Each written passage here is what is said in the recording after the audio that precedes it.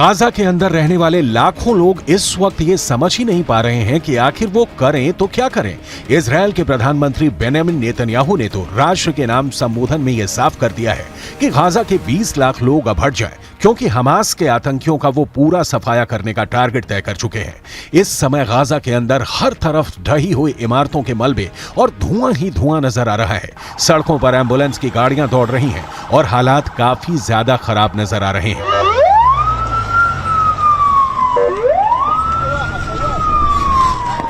जहां भी हमले हो रहे हैं वहां पर फिलिस्तीनी लोगों की भीड़ जुटकर पूरा मंजर देखकर कांप रही है।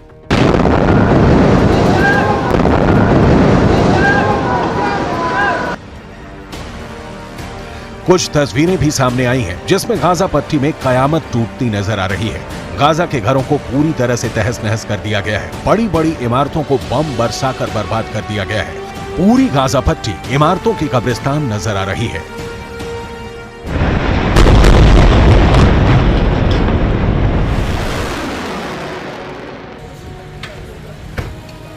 गाजा के अंदर कोहराम मचा हुआ है। लाशों पर लाशें गिर रही हैं। लोग रोते हुए नजर आ रहे हैं। लाशों को सफेद कफन में ले जाया जा रहा है।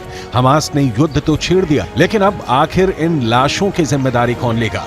इजरायल की सेना के प्रवक्ता ने तो पहले ही साफ कर दिया है कि यह हमला फिलिस्तीन ने शुरू किया है, इसलिए अब गाजा के अंदर गिरने वाली हर लाश की जिम्मेदारी भी हमास को ही उठानी पड़ेगी।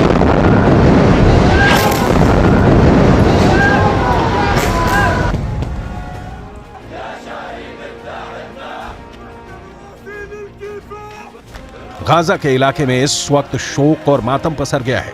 मरे हुए लोगों के शव यात्राएं निकाली जा रही हैं। इन शव यात्राओं में भी लोग इजरायल से बदला लेने की कस्में खा रहे हैं। सैकड़ों की संख्या में लोगों की मौत होने के बाद भी जंग का जुनून उतरा नहीं है। जो लोग लाशों को दफनाने आए थे वो तालियां बजाकर नारे लगा रहे हैं और इजरायल की बर्बादी की कामना कर रहे थे।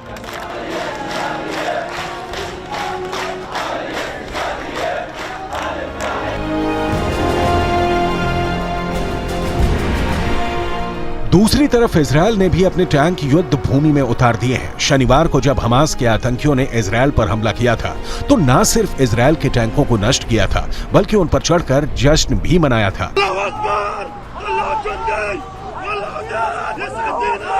लेकिन अब युद्ध के मैदान में इजरायल ने अपने टैंकों को उतार दिया है और इजरायल के प्रधानमंत्री बेंजामिन नेतन्याहू के आदेश पर एक पूर्ण युद्ध का ऐलान कर दिया है।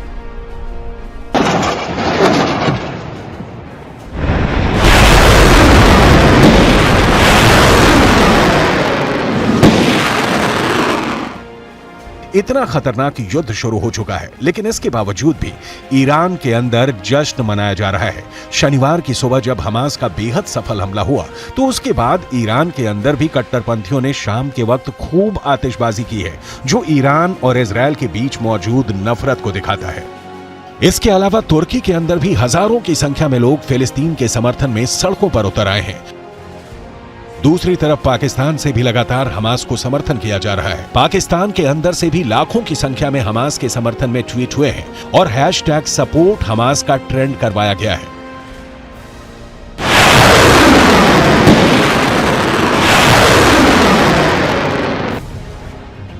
दावे ये किए जा रहे हैं कि अब इजरायल के अंदर 600 से ज्यादा लोग मारे जा चुके हैं। अब सवाल उठता है कि आखिर आयरन डोम इजरायल के लोगों की रक्षा क्यों नहीं कर पाया। इस पर आईडीएफ के प्रवक्ता की तरफ से एक बयान जारी किया गया है जिसमें आयरन डोम को धन्यवाद बोला गया है। साथ ही ये कहा गया है कि अगर आयरन डोम ना होता तो ये मौत का आंकड़ा और ज्यादा हो गया होता। दरअसल दावा यह है कि इजरायल में जो लोग भी मारे जा रहे हैं उनमें से ज्यादातर क्लोज फाइट में मरे हैं, ना कि रॉकेट हमलों से। दरअसल आयरन डोम की एक्यूरेसी 90% तक मानी जाती है, यानी अगर 100 रॉकेट हमले किए जाएं तो 90 तो निश्चित रूप से आयरन डोम के द्वारा रोक दिए जाएंगे, लेकिन बाकी 10 के जमीन पर गिरने की आशंका से इनकार नहीं किया जा सकता। यही वजह है कि जब हमास की तरफ से 7000 रॉकेट फायर कर दिए गए तो इजरायल के लिए अपने लोगों को बचा पाना मुश्किल हो गया।